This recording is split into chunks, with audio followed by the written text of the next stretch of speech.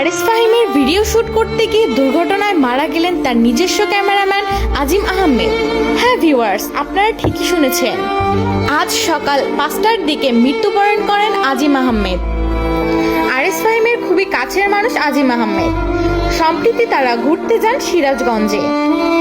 সেখানে ভোর 5:30টার দিকে আরএস ফাহিমের কিছু ভিডিও ক্লিপ নেওয়ার সময় মৃত্যুবরণ করেন তিনি, যেটা খুবই অনাকাঙ্ক্ষিত এবং দুঃখজনক ছিল। তার মৃত্যুতে ভেঙে পড়েন সবাই। আরএস ফাহিম এবং মার্জিয়া সহ আরো অনেকেই দুঃখ প্রকাশ করেছেন তার বিষয়ে। আরএস ফাহিম একটি পোস্টের মাধ্যমে তার দুঃখ শেয়ার করেন সকলের মাঝে। তিনি লেখেন, আজ রোজ 8/6/2024 ভোর 5:30 দিকে আমাদের আজিম দুনিয়ার মায়া ত্যাগ করে চলে গিয়েছে। ইন্না লিল্লাহি ওয়া ইন্না ইলাইহি রাজিউন। কিভাবে বর্ণনা করব কিছুই বুঝতে পারছি না। বারবার মনে হচ্ছে সবকিছু